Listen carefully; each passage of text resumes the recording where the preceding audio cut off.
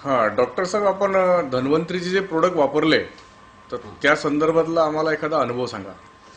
धन्वंतरीच्या बाबतीमध्ये अनुभव सांगायचा तर माझा स्वतःचा मुलगा, हा त्याला 4 वर्षापूर्वी लेफ्ट साईड MCR झालं होतं, हा. MCA. तर त्यानंतर त्याला जो प्रॉब्लेम आले त्याविषयी म्हणजे मेंटली, हा. त्यामध्ये मला माहिती मिळाल्यानंतर मी ह्युमरिज न्यूरोरिज सुरू केलं. हा त्यामध्ये हळूहळू त्याचा रिझल्ट यायला लागला. नंतर कालांतरी पूर्ण माहिती नसल्यामुळे अर्धवट रिझल्ट मिळाल्यामुळे हा. ते बंद पडलं. हा. पण जेव्हापासून मग मी हा. आज 6 महिन्यापूर्वी डॉक्टर आपल्या मलकापूरचे हा. आणि टेकाळे, हे अनिल टेकाळे साहेब, हां, मलकापूर, हा यांच्यासोबत यांच्या सानिध्यात आलो. हा. तर त्यावरून या चर्चा झाल्यानंतर परत मला माहिती झालं की आपण जे बंद केलं ते फार चुकीचं झालं, कंटिन्यू करायला पाहिजे होतं. हा. तर असं आता परत 6 महिन्यापासून मी कंटिन्यू सुरू केलेलं आहे. हा. आणि डोजेस व्यवस्थित झालेले आहेत. हा. अगोदर म्हणजे ते डोजेस व्यवस्थित नव्हते. बर. तर आता त्यामध्ये सर्वांमध्ये जे प्रॉब्लेम आले होते, हा, काय काय प्रॉब्लेम आले होते ऍक्च्युली मुलाला? त्याच्यामध्ये इथे त्याला कुठल्याही गोष्टीचं म्हणजे मेमरी राहिलेली नव्हती. बर.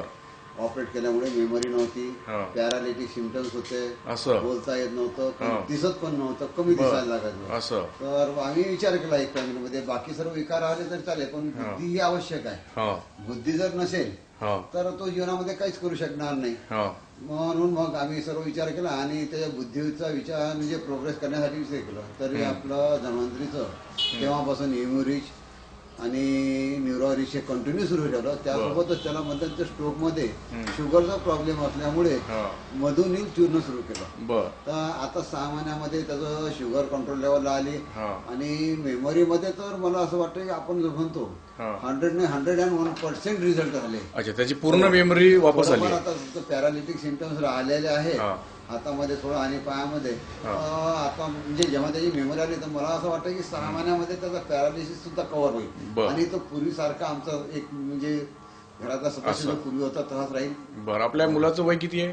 त्याचं वय आता साधारणतः 30-31 वर्षाचं आहे. असं. आणि त्याला या सगळ्या प्रॉब्लेमसाठी अगोदर आपला किती खर्च झालेला आहे?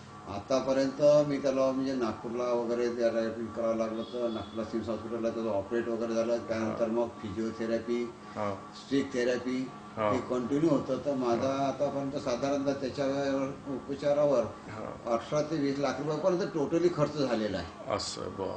खूप खर्च झाला. बर. मग आता धन्वंतरीचे प्रोडक्ट तुम्ही जे वापरले त्यांच्यासाठी, तर त्याबद्दल तुम्हाला पूर्ण समाधान आहे?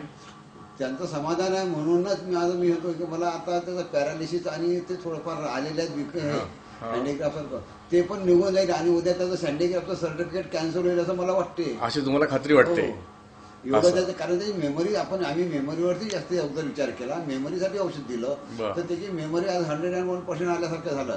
त्याला तुम्ही 30 वर्षामधला अगोदरचा कुठलाही प्रॉब्लेम विचारा, तो पूर्ण 30 वर्षामधला पूर्ण सांगतो. बर. मग धन्वंतरीच्या प्रोडक्ट बद्दल तुमचा काय संदेश आहे इतरांसाठी? मी तर म्हणतो असे आहेत किंवा जुनाट आजार आहेत किंवा बाकीचे जे आहेत कुठलेही विकार असो,